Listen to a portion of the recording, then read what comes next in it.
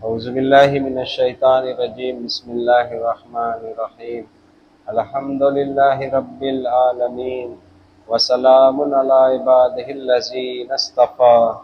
آج ماہ رمضان کی 10 تاریخ ہے، یعنی 10واں روزہ۔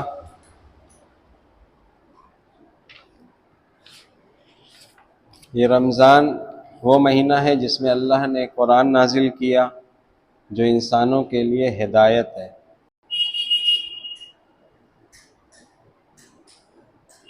مسلسل ہم لوگ ایک آیت پہ گفتگو کر رہے ہیں، وہ ہے سورہ بنی اسرائیل کی آیت نمبر 9، جس کا ترجمہ ہے یہ قرآن یقیناً اس راہ کی ہدایت کرتا ہے جو بالکل سیدھی ہے۔ جو بالکل سیدھی ہے بتایا تھا، یعنی کہ یہ قرآن اس راہ کی ہدایت کرتا ہے جو صراط مستقیم ہے، اور بشارت ہے یعنی کہ خوشخبری ہے ان لوگوں کے لیے جو اس کی ہدایت کو مان لیں، مان کے عمل صالح انجام دیں، ان کے لیے بڑا اجر ہے۔ قرآن کی ہی آیت پہ یقین کرتے ہوئے کہ یقیناً یہ قرآن اس راہ کی ہدایت کرتا ہے جو بالکل سیدھی ہے، تو ہم لوگوں نے کوشش کی اللہ کے فضل و کرم سے، اس کے فضل کی امید کے ساتھ کہ ہم سب کو بھی اللہ اپنے راستے کی ہدایت فرما۔ ہر دن تقریباً الگ الگ ہدایت پہ بات ہوئی۔ کل جیسے بات ہوئی تھی کہ اللہ نے جناب موسیٰ کو کتاب دی اور بنی اسرائیل کے لیے اس کو ہدایت بنایا، تو یہیں پہ بات کل چھوڑی گئی تھی کہ یہی کل آگے بات ہوگی۔ جیسے جناب موسیٰ کو اللہ نے کتاب دی اور بنی اسرائیل کے لیے ہدایت بنایا، تو محمد رسول اللہ صلی اللہ علیہ وسلم کو اللہ نے یہ قرآن دیا اور ہم لوگوں کے لیے یعنی کہ رسول اللہ صلی اللہ علیہ وسلم کی امت کے لیے اس قرآن کو ہدایت بنایا۔ کل جو ایک پوائنٹ اس میں دیا تھا میں نے یہ کہ قرآن میں رسول اللہ صلی اللہ علیہ وسلم سے پہلے جتنی قومیں گزری ہیں، تو جتنی بھی قوموں کا تذکرہ قرآن میں ہے رسول اللہ صلی اللہ علیہ وسلم کے پہلے کی امتوں کا، اس میں بنی اسرائیل کا واقعہ سب سے زیادہ ہے۔ تو یہ وہی بنی اسرائیل ہے جو جناب موسیٰ کی قوم تھی، جن کے لیے آیت ہے کہ ہم نے موسیٰ کو کتاب دی اور بنی اسرائیل کے لیے ہدایت قرار دیا۔ تو اب وہ بنی اسرائیل کا جو واقعہ قرآن میں اتنا زیادہ ہے تو وہ کس لیے ہے؟ وہ اسی لیے ہے کہ امت محمد صلی اللہ علیہ وسلم ان بنی اسرائیل کے جو غلطیاں تھیں، انہوں نے جس وجہ سے ان کے اوپر اللہ کا عذاب آیا، ان کے اوپر الگ الگ دور میں الگ الگ ظالم بادشاہ حکمراں ہوا، جو ان کی زمینوں پہ قبضہ کر لیتا تھا، جو ان کی اولادوں کو قتل کروا دیتا تھا، جو ان کے جوانوں کو جیل میں ڈال دیتا تھا۔ یہ سب باتیں جو قرآن میں ان کا واقعات موجود ہے، یہ اسی لیے ہے کہ یہ ہوا کیوں تھا، ان کے اوپر ظالم بادشاہ مسلط کیسے ہوا، کیوں ہوا۔ تو یہ ساری عبرتیں حاصل کرنے کے لیے ہی قرآن میں بنی اسرائیل کا تذکرہ ہے۔ تو اب سوال یہ اٹھتا ہے، کل ہی یہ سوال پیدا ہوا تھا کہ جب جناب موسیٰ کو اللہ نے کتاب دی تھی اور کہا تھا کہ یہ بنی اسرائیل کے لیے ہدایت ہے، کہ بنی اسرائیل نے اس کتاب سے وہ ہدایت نہیں لی، تبھی وہ گمراہ ہوئے۔ تو اچھا، دوسرا سوال یہ کہ اس کتاب میں تھا کیا، جو موسیٰ کی کتاب تھی اس میں تھا کیا کہ جن کا بنی اسرائیل نے عمل نہیں کیا، جن پہ ایک دور وہ جو رسول اللہ صلی اللہ علیہ وسلم کی بعثت کے پہلے کا دور ہے، بعثت سے پہلے سے لے کے جناب آدم کی خلقت تک کا جو واقعہ ہے، ایک دور وہ کہ اس میں تمام انبیاء آتے گئے، مرسلین آتے گئے اور قوموں کو ہدایت کرتے رہے۔ ایک دور وہ ہے رسول اللہ صلی اللہ علیہ وسلم سے پہلے کا، ایک دور ہے رسول اللہ صلی اللہ علیہ وسلم کی حیات کا، ٹوٹل حیات، بعثت کے بعد اور بعثت کے پہلے کے لے کے ٹوٹل حیات، ایک دور یہ ہوا۔ ایک دور ہوا رسول اللہ صلی اللہ علیہ وسلم کی رحلت کے بعد سے لے کے روز قیامت تک کا، یہ 3 حصہ ہوا۔ ان 3 حصوں میں جو انسانی آبادی تھی یا ہے یا آگے آئے گی، ان سب کے لیے قرآن ہدایت ہے۔ اگر قرآن یہ کہہ رہا ہے کہ ھدی للناس، تو سب کے لیے ہدایت ہے قرآن۔ رسول اللہ صلی اللہ علیہ وسلم سے پہلے جتنی قومیں گزری ہیں ان کا تذکرہ جو قرآن میں ہے وہ اس لیے ہے کہ انہوں نے جو غلطیاں کی ہیں ان غلطیوں کو تم نہ کرنا، اگر تم کرو گے تو پھر وہی ہوگا۔ اس کو لے کے سورہ بنی اسرائیل میں آیت بھی ہے کہ اگر تم منہ موڑو گے، یعنی کہ اللہ کی بندگی سے منہ موڑو گے، تو دشمن تم پر مسلط ہو جائے گا۔ حد ہے کہ وہ تمہاری مسجدوں میں گھس کے جس چیز پہ بھی اس کا بس پڑے گا اس کو وہ تہس نہس کر دے گا۔ یہ بنی اسرائیل کو یہ نصیحت تھی، انہوں نے یہ کیا تھا۔ تو اب بنی اسرائیل نے اگر یہ حرکت کی ہے تو ان کے ساتھ یہ ہوا۔ اب امت محمد صلی اللہ علیہ وسلم اگر یہ حرکت کی کرے گی، کون سی حرکت؟ یعنی کہ رسول صلی اللہ علیہ وسلم پر جو کتاب اللہ نے نازل کی ہے اس سے روگردانی، یعنی کہ اس کے حکم کے مطابق زندگی نہ بسر کر کے اپنے خواہش نفس کے مطابق اگر زندگی بسر کرتے ہیں تو وہی انجام ہوگا۔ یہ قرآن کی وہ ہے بشارت، انہی کے لیے ہے جو اس کتاب کی ہدایت کو مان لے، صراط مستقیم کی جو قرآن ہدایت کرتا ہے اسی کے حساب سے عمل کر لے تو وہ عمل صالح ہوگا اور ان کے لیے خوشخبری ہے۔ لیکن دردناک عذاب جو قرآن کہتا ہے تو وہ دردناک عذاب انہی کے لیے ہے جو اللہ کی ہدایت کو قبول نہیں کرتے یا اس سے روگردانی کرتے ہیں، اس سے ہٹ کے دوسرا کام کرتے ہیں۔ کل جیسے بات ہوئی تھی کہ شیطان کی اتباع، شیطان کی بندگی، مطلب اللہ نے کہا تھا کہ جا جو تیری پیروی کرے گا تو اس سب کو تمہارے ساتھ جہنم میں ڈال دوں گا۔ تو شیطان کی پیروی کیا ہے؟ کل بتایا تھا کہ شیطان کی پیروی یہی ہے کہ اللہ کے حکم کو نہ مانا جائے۔ شیطان کی پیروی ہے، شیطان اللہ کو اللہ مانتا تھا، خالق مانتا تھا، اللہ کو رب مانتا تھا، رب العالمین مانتا تھا، اللہ کو رازق مانتا تھا، سب مانتا تھا، بس ابلیس جو ہے اللہ کے حکم کی اطاعت نہیں کیا تھا۔ تب اللہ نے کہا تھا کہ جا جو تیری پیروی کرے گا تو سمیت جہنم میں ڈال دوں گا۔ تو کل یہیں پہ بات چھوڑی تھی کہ شیطان کی اتباع کیا ہوئی، شیطان کی بندگی کیا ہوئی کہ اللہ کے حکم کو نہ ماننا، اللہ کو خالق ماننا، اللہ کو رازق ماننا، اللہ کو رب ماننا، لیکن اللہ کے حکم کے مطابق عمل کو انجام نہ دینا، یہی ابلیس کی پیروی ہے۔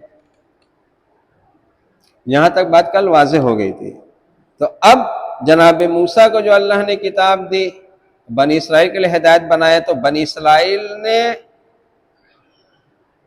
اس سے کیوں روگردانی کی اور اس کتاب میں تھا کیا وہ جو جناب موسیٰ کی کتاب میں تھا تو وہ جناب رسول اللہ صلی اللہ علیہ وسلم کی جو کتاب ہے، اللہ نے جو رسول صلی اللہ علیہ وسلم پر نازل کی ہے قرآن، تو کیا قرآن میں بھی وہ اللہ کا حکم ہے؟ یہ دیکھیں بہت اس میں ایک پوائنٹ ہے، عموماً آدمی سمجھتا ہے اور اکثر بیان بھی کر دیتے ہیں کہ وہ پیچھے کی کتاب تھی وہ منسوخ ہو گئی۔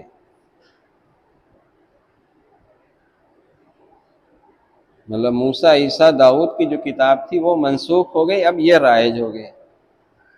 تو اس میں کیا تھا کہ منسوخ ہو گئی؟ مثلاً اگر ہم سوال کریں بہت سنجیدگی سے کہ ان کی کتاب میں تھا، انہوں نے حکم دیا تھا کہ اللہ تعبدوا الا اللہ، سوائے اللہ کے کسی کی بندگی نہ کرنا، تو یہ منسوخ ہو گیا، قرآن میں یہ ہے یا نہیں ہے؟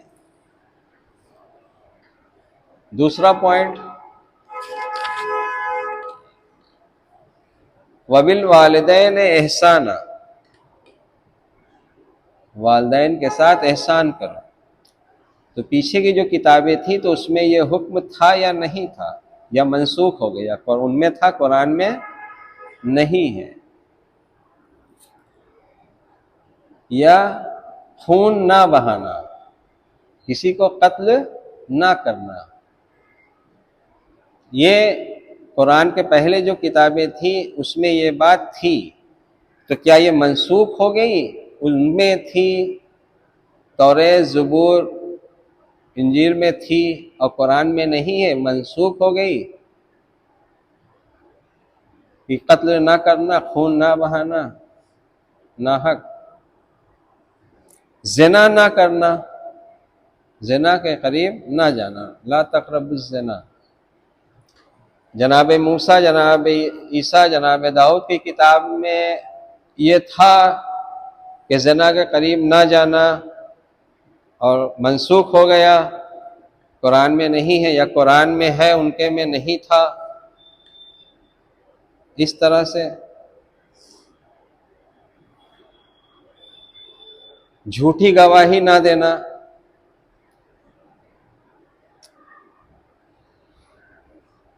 جناب موسیٰ کی کتاب میں، جناب عیسیٰ کی کتاب میں، جناب داؤد کی کتاب میں کیا جھوٹی گواہی نہ دینے کا اللہ کا حکم تھا یا نہیں تھا؟ اگر تھا تو کیا منسوخ ہو گئی وہ شریعت، وہ چیز منسوخ ہو گئی؟ نہیں، اب جھوٹی گواہی اب ہم دے سکتے ہیں؟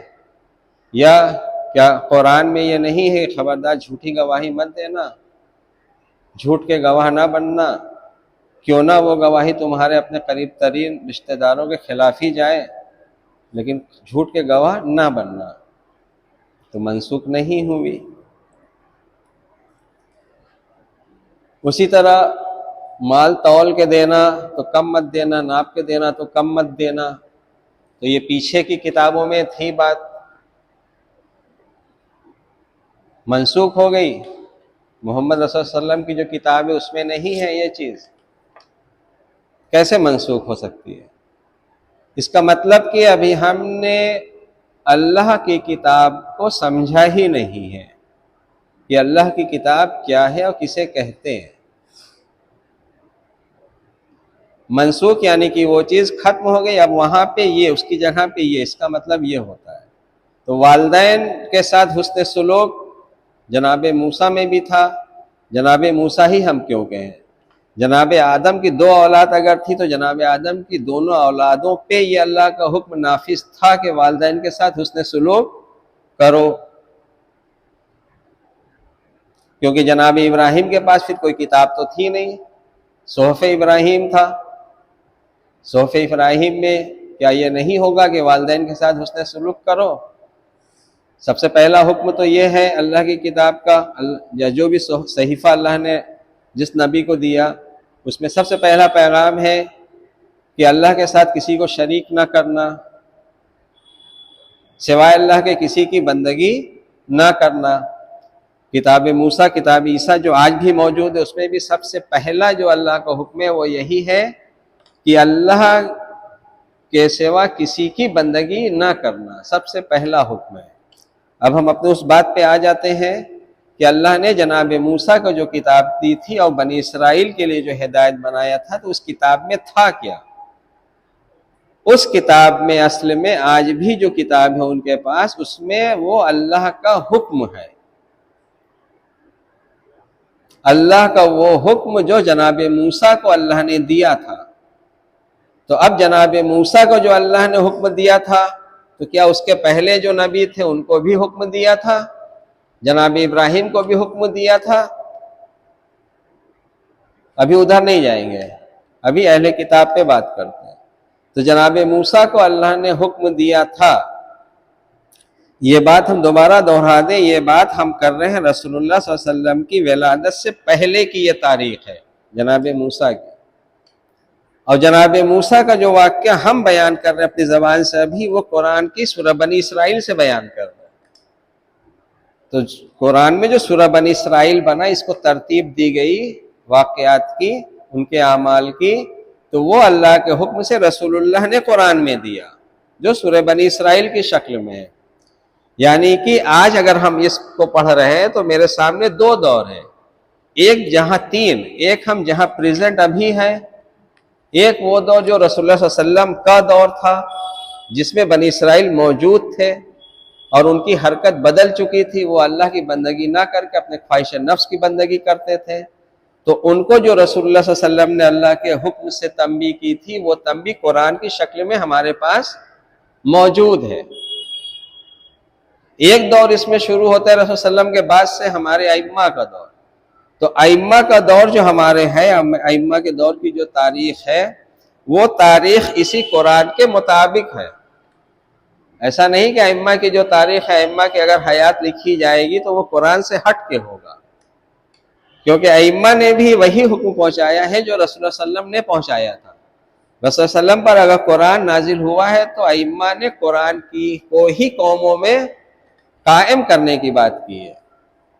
اس پہ انشاءاللہ محرم کے دوران بات کریں گے کہ امام جو ہوتا ہے، امام کیا ہوتا ہے، امام کا کام کیا ہوتا ہے۔ جیسے اتنا تو پکا مان لیجیے کہ امام کا کام ہوتا ہے کہ اس کی ہمیں اطاعت کرنی ہے۔ جیسے اللہ کی معرفت میں سب سے کم کیا ہے کہ ہمیں اس کی اطاعت کرنی ہے، اطیع اللہ و اطیع الرسول۔ رسول کی معرفت میں سب سے کم جو کیا ہے کہ ہمیں رسول کی اتباع کرنی ہے، اطاعت کرنی ہے۔ اسی طرح اولی الامر کی اطاعت کرنی ہے۔ تو اولی الامر یعنی کہ وہ جو امر کرے گا، وہ جو حکم دے گا، اسے ہمیں ماننا ہے۔ بہرحال یہ بعد میں بات کریں گے، ابھی اس پہ آتے ہیں کتاب پہ۔ تو اب وہ جو کتاب جناب موسیٰ پر اللہ نے نازل کی تھی، بنی اسرائیل کے لیے ہدایت بنایا تھا، تو انہوں نے روگردانی کی۔ تو سورہ بنی اسرائیل کی جو ہم لوگ 9 نمبر کی آیت روز تلاوت کر رہے ہیں، جس کا ترجمہ بنتا ہے کہ یہ قرآن یقیناً اس راہ کی ہدایت کرتا ہے جو بالکل سیدھی ہے، سیدھی یعنی کہ صراط مستقیم ہے، اور بشارت ہے ان ماننے والوں کے لیے، یعنی کہ جو قرآن کے جو صراط مستقیم کی قرآن ہدایت کر رہا ہے اس کو مان لے، ماننے کے بعد عمل کرے، وہ عمل صالح رہے گا، ان کے لیے خوشخبری ہے اور ان کے لیے بڑا اجر ہے۔ یہ سورہ بنی اسرائیل کی 9 نمبر کی آیت ہے۔ سورہ بنی اسرائیل سے ہی اگر ہم یہ دیکھیں کہ وہ ان کے جو عہد بندگی تھا وہ کیا تھا، جو عہد جناب موسیٰ نے ان سے لیا تھا وہ کیا تھا، کیا اس کی لسٹ ہے؟ جیسے آج اس میں لسٹ ہے ان کی کتاب میں، توریت اور زبور میں جو لسٹ ہے اللہ کے حکم کی، وہ 10 حکم 10 کمانڈمنٹس آف گاڈ کر کے ان کے یہاں ہے۔ تو 10 کمانڈمنٹ آف گاڈ ان کے یہاں جو ہے وہ یہ ہے کہ سن لیجئے، اور وہی چیز قرآن میں بھی ہے۔ ان کتاب جناب موسیٰ کی جو کتاب ہے اس کا بھی محور یہی ہے اللہ کا حکم، اور قرآن جو اللہ نے رسول اللہ صلی اللہ علیہ وسلم پہ نازل کی ہے، کتاب محمد رسول اللہ صلی اللہ علیہ وسلم جو ہے، اس کا بھی جو سینٹر پوائنٹ ہے وہی اللہ کا حکم ہی ہے، جو آپ کو سورہ بقرہ میں بھی ملے گا، سورہ بنی اسرائیل میں بھی ملے گا، سورہ انعام میں بھی ملے گا۔ سورہ انعام میں جب بات ختم ہوتی ہے اللہ کے حکم کو بیان کرنے کے بعد، تو وہیں پہ اس کے بعد یہ آیت آتی ہے وَأَنَّ هَذَا صِرَاطِي مُسْتَقِيمًا، یہی میرا سیدھا راستہ ہے۔ وہ قرآن جب دیکھیں گے تو قرآن سورہ انعام میں 151 نمبر سے شروع ہوتا ہے یہ واقعہ، اس کے آگے چلتا ہے 151 152 153، تقریباً 154 یا 153 والی یہ آیت ہے وَأَنَّ هَذَا صِرَاطِي مُسْتَقِيمًا، یعنی کہ اللہ کا جو حکم ہے یہی عمل کرنا صراط مستقیم ہے۔ اب وہ اللہ کا حکم کیا ہے جو جناب موسیٰ کی کتاب میں ہے، جناب عیسیٰ کی کتاب میں ہے، وہ ابھی بھی ان کی کتاب میں موجود ہے، وہ سن لیجئے، پھر ہم قرآن کا دکھا دیں گے۔ پہلا ہے کہ ایک خدا کو ماننا، فقط اسی کی بندگی کرنا، پہلا حکم جو ان کی کتاب میں آج بھی بائبل میں اور زبور میں ہے، جو جناب موسیٰ اور عیسیٰ کی کتاب تھی۔ پہلا حکم ہے کہ ایک خدا کو ماننا، فقط اسی کی بندگی کرنا۔ دوسرا ان کے یہاں ہے خدا کا نام بے فائدہ نہ لینا۔ تیسرا ان کے یہاں ہے خداوند کا دن پاک رکھنا اور اس میں کسی محنت کا کام نہ کرنا، ایک دن محنت کا کام نہ کرنا۔ ماں باپ کی عزت کرنا، خون نہ کرنا، ناحق قتل نہ کرنا، زنا نہ کرنا، چوری نہ کرنا، جھوٹی گواہی نہ دینا۔ یہ جب جناب موسیٰ اور عیسیٰ کی کتاب کا بتا رہے ہیں جو آج بھی موجود ہے ان کی کتاب میں، جھوٹی گواہی نہ دینا، بیگانی عورت کی آرزو نہ کرنا، بیگانے مال کا لالچ نہ کرنا۔ یہ جناب موسیٰ اور عیسیٰ کو جو اللہ نے کتاب دی تھی اس میں یہ آج بھی موجود ہے۔ تو کیا یہ اللہ کا جو حکم ہے یہ قرآن میں بھی ہے، یا جناب موسیٰ اور عیسیٰ یا داؤد کی جو قوم تھی، امت تھی، ان کو اس حکم کو ماننا تھا، اور رسول اللہ صلی اللہ علیہ وسلم کی جو امت ہے اس کو اس حکم کو نہیں ماننا؟ اس طرح سے یہ بات دیکھیں، تھوڑا سا اس پہ غور کرنا پڑے گا، بہت اچھے سے سمجھنا پڑے گا کہ جو حکم اللہ کا پہلے تھا، مثلا جناب موسیٰ علیہ السلام کی کتاب میں جو اللہ کا حکم تھا کہ تمہیں کیسے زندگی گزارنی ہے، وہی حکم قرآن میں رسول اللہ صلی اللہ علیہ وسلم کے ذریعے بھی اللہ نے نازل کیا ہے، اس میں کوئی تبدیلی نہیں۔ جیسے آج اگر جناب موسیٰ کی قوم اگر ہے، اگر جناب موسیٰ کی قوم جناب موسیٰ کے بتائے ہوئے راستے پہ چلے، اور جناب عیسیٰ کی قوم جناب عیسیٰ نے جو تعلیم دی تھی اس پہ چلے، اور رسول اللہ صلی اللہ علیہ وسلم نے جو پیغام اللہ کا پہنچایا تھا رسول اللہ کی قوم اس پہ عمل کرے، تو تینوں کا عمل جب ہم دیکھیں گے تو تینوں کے عمل میں کوئی فرق نظر نہیں آئے گا۔ یہ فرق کیوں ہے؟ کیونکہ ہم سب اپنے اپنے رسولوں کی اتباع نہیں کر رہے، جو انہوں نے اللہ کا حکم دیا ہے اس پہ ہم عمل نہیں کر رہے، مطلب اس چیز کو ہماری نظر میں اہمیت بہت چھوٹی ہے، اور یہی بنی اسرائیل کی نظر میں بھی تھا کہ اس سب کی اہمیت ان کے نظر میں کچھ نہیں تھی۔ ان کے نظر میں اہمیت یہ تھی کہ گائے اگر ذبح کیا تو گائے کے پیٹ سے جو چربی لگی ہے تو وہ عورت نہ کھائے، اس کی پیٹھ سے جو چربی لگی ہے وہ مرد نہ کھائے، مطلب ٹیڑھا بیڑھا خالی مسئلہ بنا کے رکھا تھا، کھانے پینے کا خوب مسئلہ، جو اصل بات ہے اس پہ کوئی بات، مطلب وہ کام نہیں کرنا جو اللہ کا حکم تھا، اللہ پہ جھوٹی بات باندھنا، اللہ نے جس چیز کو حرام نہیں کیا ہے اس کو حرام کرنا۔ یہ قرآن میں سب سے زیادہ جو لعنت ہے، لعنت ہو اس شخص پہ جو اللہ پہ جھوٹ منسوب کرے، جو بات اللہ نے نہیں کہی ہے وہ کہے کہ کسی سے کہنا کہ اللہ نے یہ کہا ہے، یہ سب سے زیادہ لعنت اسی شخص پر ہے قرآن میں، ہر دور میں، کہ جناب موسیٰ پر اگر کوئی جھوٹ باندھا، جناب عیسیٰ پر جھوٹ باندھ کے کوئی بات کہا تو اس پہ لعنت، رسول اللہ پہ کوئی جھوٹ باندھا۔ آج کے ٹائم میں ہمارے روزہ کے، ہم لوگ کے اہل تشیع میں روزہ باطل ہونے کے اس میں ایک آتا ہے کہ اگر اللہ، نبی اور امام کی طرف کوئی جھوٹی حدیث یا جھوٹی بات منسوخ کیا تو روزہ باطل ہے۔ تو صرف روزہ نہیں باطل ہے، انسان کا ایمان باطل ہو گیا، یعنی کہ اس پہ اللہ کی لعنت ہے قرآن میں،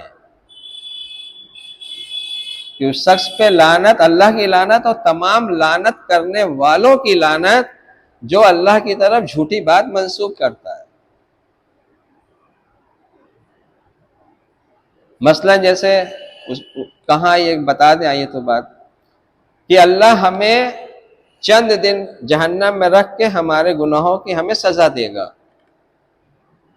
بنی اسرائیل کی گمراہی کا جو ہے اس میں ان کا ایک بات ہے یہ کہ وہ کہتے ہیں کہ اللہ ہمیں جہنم میں چند دن رکھے گا اور ہمیں گناہوں کی پہلے سزا دے گا، پھر ہمیں جنت میں ڈال دے گا۔ تو یہ اللہ پہ جھوٹ باندھنا ہوا کہ نہیں ہوا؟ قرآن میں اسی کے بعد آیت ہے کہ ان سے پوچھو کہ اللہ نے تم سے کوئی عہد کیا ہے، مطلب کوئی اگریمنٹ کیا ہے تم سے، اللہ نے جو یہ بات تم کہہ رہے ہو تو کیسے کہہ رہے ہو؟ موسیٰ نے تو یہ پیغام نہیں پہنچایا تھا، تم موسیٰ کی قوم امت ہو اور موسیٰ کو ماننے والے ہو، تو موسیٰ نے تو یہ نہیں کہا تھا، یہی نصارہ بھی کہتے تھے، عیسائی بھی، تو عیسیٰ نے تو یہ نہیں کہا تھا کہ تمہاری گناہوں کی سزا پہلے اللہ دے گا، چند دن جہنم میں رکھ کے پھر جنت میں ڈال دے گا۔ تو اسی کے بعد کی آیت ہے، کیا اللہ نے تم سے کوئی ایگریمنٹ کیا ہے الگ سے جو کوئی نہیں جانتا؟ وہ تم جانتے ہو کہ تم جو گناہ کر رہے ہو پہلے تمہیں سزا دے گا، پھر جنت میں ڈال دے گا ہمیشہ کے لیے۔ تو یہ اللہ پہ جھوٹ باندھنا ہے۔ تو کیا یہ جھوٹ آج رسول اللہ صلی اللہ علیہ وسلم کی امت میں باندھا جا رہا ہے یا نہیں باندھا جا رہا ہے؟ ہر مسلک میں، کہ پہلے ہمیں ہمارے گناہوں کی سزا ملے گی پھر ہم جنت میں چلے جائیں گے۔ سیم عمل ہے کہ نہیں ہے؟ قرآن کیا کہہ رہا ہے رسول اللہ صلی اللہ علیہ وسلم کے زمانے کہ تم لوگ اپنے گناہوں کی توبہ کر لو، توبہ کر لو، توبو الیہ، اور استغفار کرو، تو وہ تمہیں ایک مدت تک اپنے فضل سے بہرہ مند، یعنی کہ تمہیں اللہ مہلت دے گا۔ اب مہلت دے گا تو اب عمل کرو کہ توبہ کی ہے، مثلا کاروبار کرتے تھے، لین دین میں بے حساب پیسہ کاٹ دیتے تھے، بات طے کرتے تھے پھر پیسہ کاٹ دیتے تھے، تو اب توبہ کر لو، رسول اللہ کی زبانی ہے کہ اپنے گناہوں کی توبہ۔ اب پہلے تو یہ کہ ہم اس کو گناہ بھی جانتے ہیں کہ نہیں جانتے ہیں، کہ ہم نے پیسہ طے کر کے کاٹ لیا تھا تو میری نظر میں یہ گناہ ہے یا نہیں، ابھی یہی ہمیں نہیں پتہ ہے،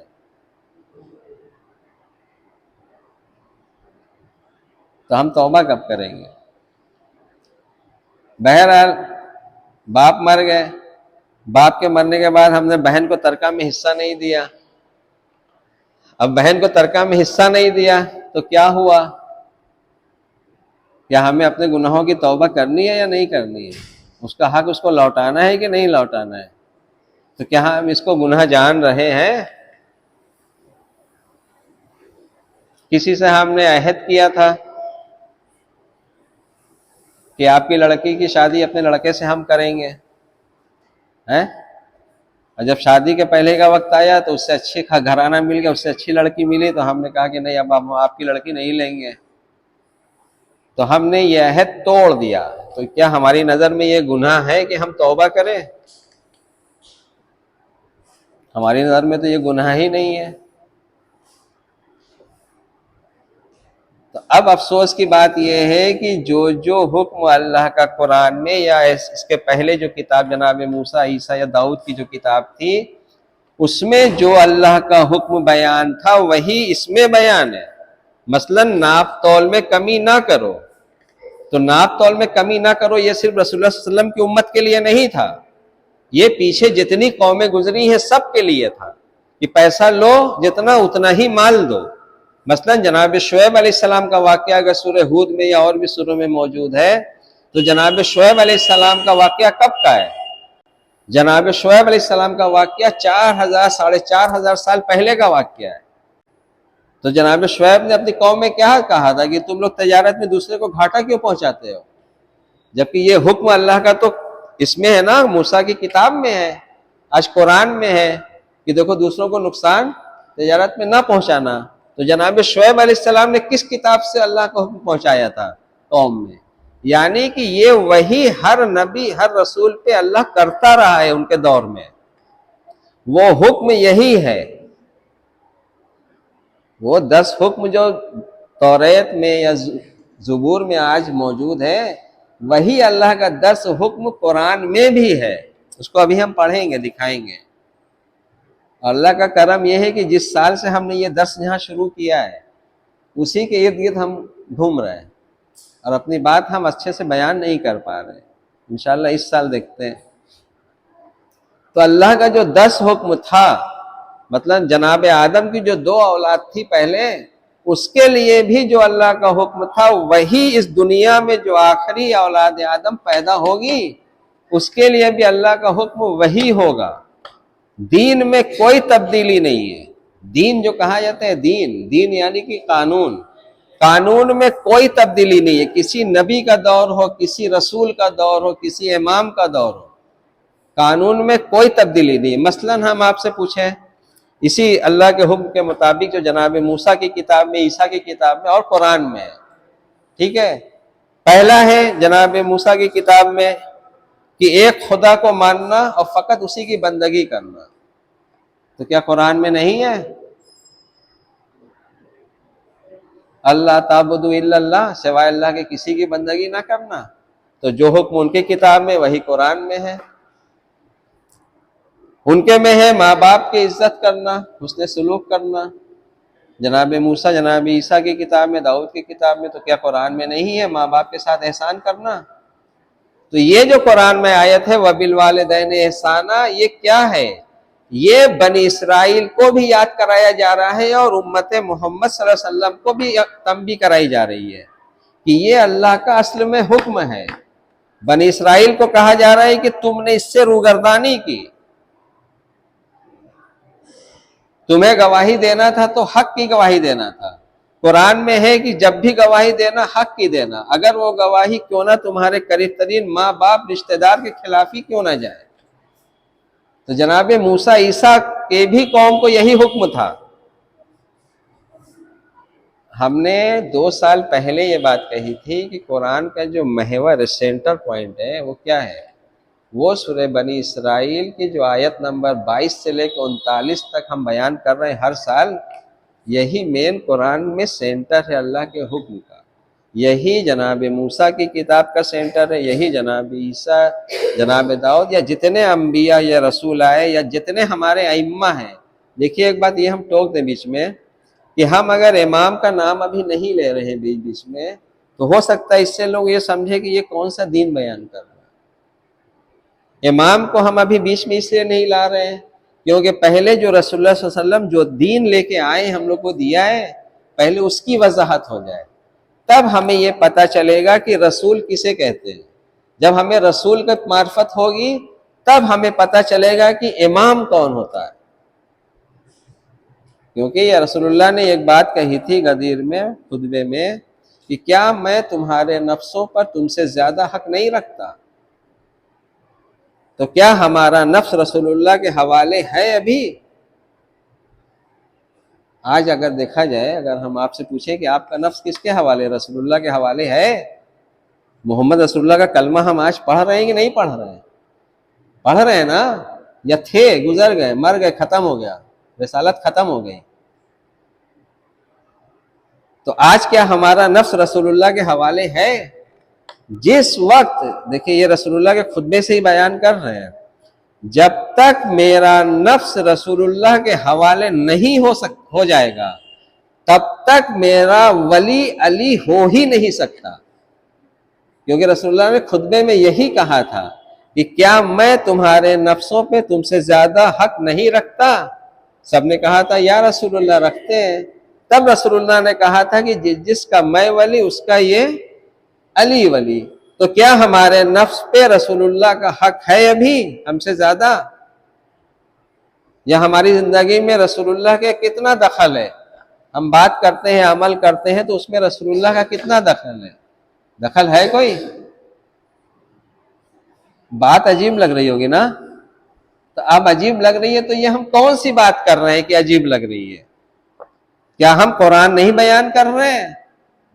قرآن میں آیت نہیں ہے سورہ نساء میں اطیعوا اللہ واطیعوا الرسول واولی الامر منکم، اللہ کی اطاعت کرو، اللہ کے رسول کی اطاعت کرو اور اولی الامر کی اطاعت کرو؟ تو آج 2024 میں جو ابھی 4-5 دن پہلے بات ہوئی تھی، تو کیا آج 2024 میں ہمیں رسول اللہ کی اطاعت کرنی ہے یا نہیں کرنی ہے؟ وہ آیت منسوخ ہو گئی، مطلب اطیعوا اللہ ہے بیچ میں سے، واطیعوا الرسول منسوخ ہو گئی، اور پھر اولی الامر منکم والی آیت آ گئی، صحیح ہے، مطلب اطیعوا الرسول والی آیت منسوخ ہو گئی۔ پتہ نہیں بات ہم اپنی سمجھا پا رہے ہیں کہ نہیں؟ مطلب آج ہمارے دل میں یہ ہے کہ ہمیں رسول اللہ کی اطاعت کرنی ہے۔ اتنے لوگ ہم لوگ موجود ہیں، ہم لوگوں کو کہیں یہ ہے کہ رسول اللہ کی اطاعت ہمیں کرنی ہے؟ دل میں خیال بھی ہے اس کا؟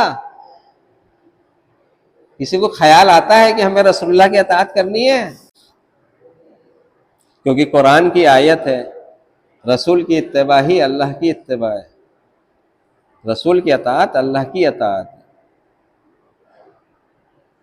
بہرحال کوشش کریں گے ہم لوگ، جب تک رسالت تک نہیں پہنچیں گے امامت تک نہیں پہنچ سکتے۔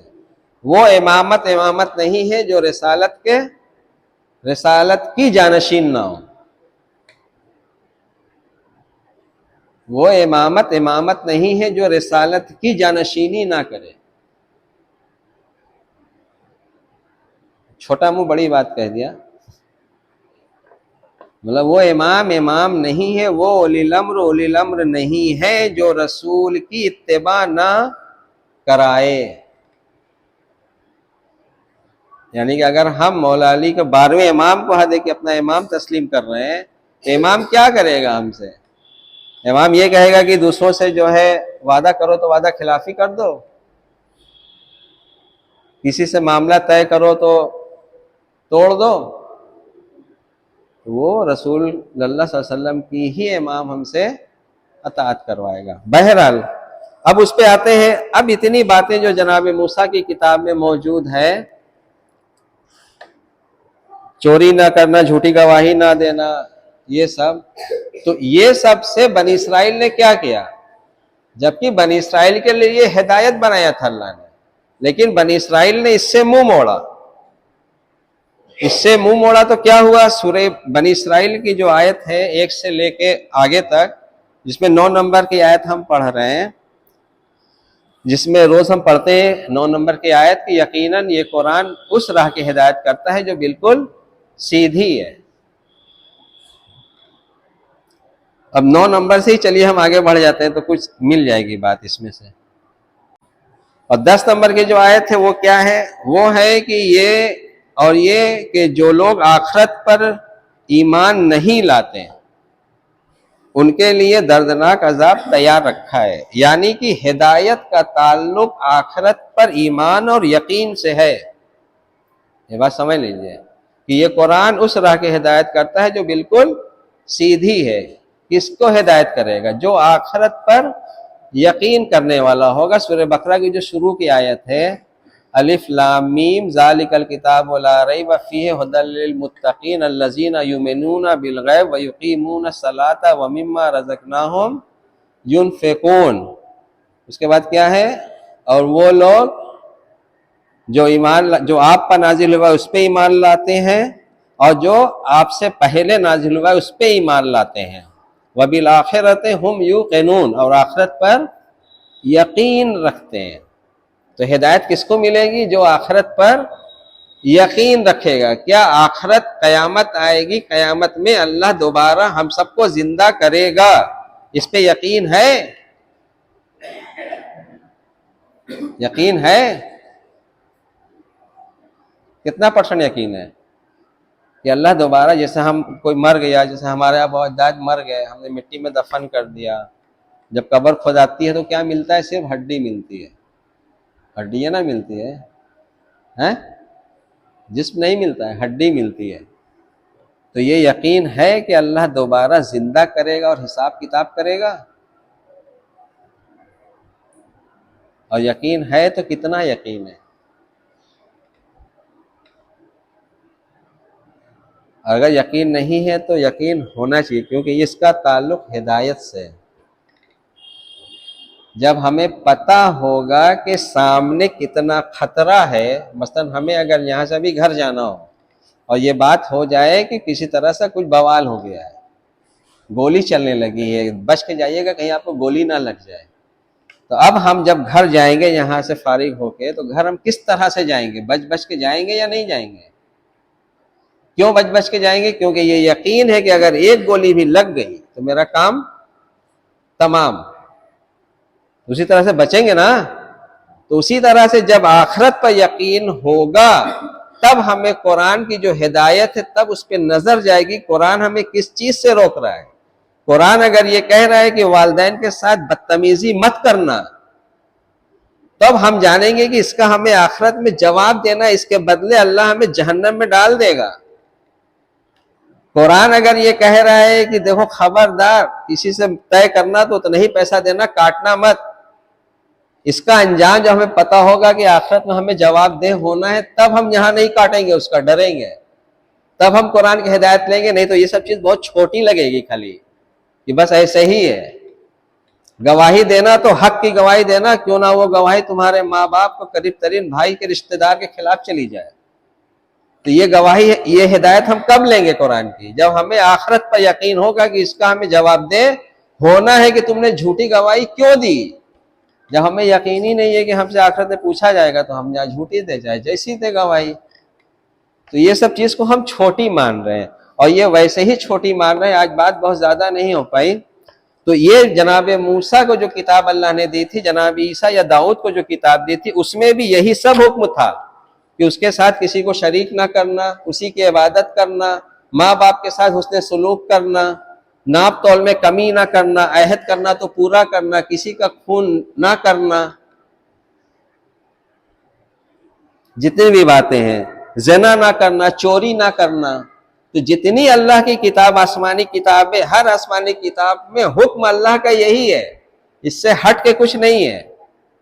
یہ اتنا پیچیدہ بنا دیا گیا ہے کہ ہم لوگ کو یہ پیچیدہ لگ رہا ہے، یہ پیچیدہ نہیں ہے۔ ہم نے جو بتایا تھا کہ ایک لڑکا اگر پیدا ہوتا ہے دنیا میں تو اس کا رشتہ کون کون سا ہوتا ہے؟ ہر انسان کے ساتھ وہ ہوگا۔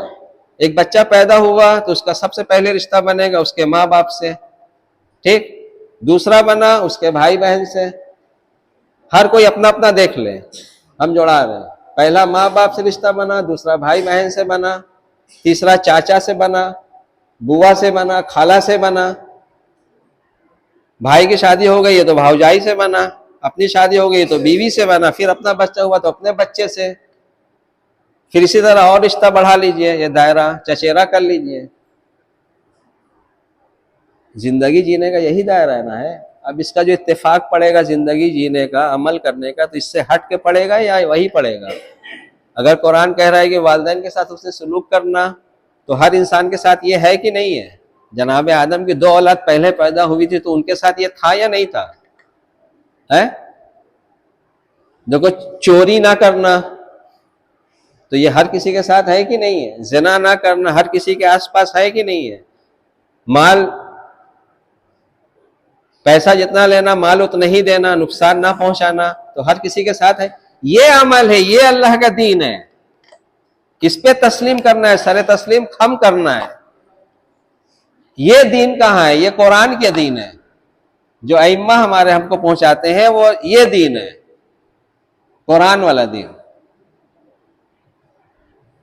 جناب فاطمہ سلام اللہ علیہ کا واقعہ اتنا پڑھا جاتا ہے ایام فاطمیہ، تو وہ کیا ہے؟ وہ قرآن کا ایک دین، ایک اللہ کا حکم ہے، اس کی حفاظت کیا تھا انہوں نے۔ وہ یہ تھا کہ باپ کے مرنے کے بعد اس کی میراث میں بیٹی کا حق بنتا ہے۔ بنی اسرائیل نے ختم کر دیا تھا وہ، تو جناب سیدہ نے کھڑے ہو کے کہا تھا کہ تم اپنے باپ کی میراث پاؤ میں نہ پاؤں؟ کیا تم اس دین پر نہیں ہو جس دین پر، کیا میں اس دین پر نہیں ہوں جس دین کو رسول اللہ لے کے آئے، جس میں جو ہے لڑکے کا جو ہے لڑکی کا ڈبل لڑکے کا حق بنتا ہے؟ تو میں اپنے باپ کی میراث کیوں نہ پاؤں؟ یہ پیغام جناب سیدہ کا کوئی سمجھتا ہے آج تک ایام فاطمیہ میں؟ چلیں انشاءاللہ کل بات کریں گے، بہت دیر ہو گئی۔ وآخر دعوانا الحمدللہ رب العالمین۔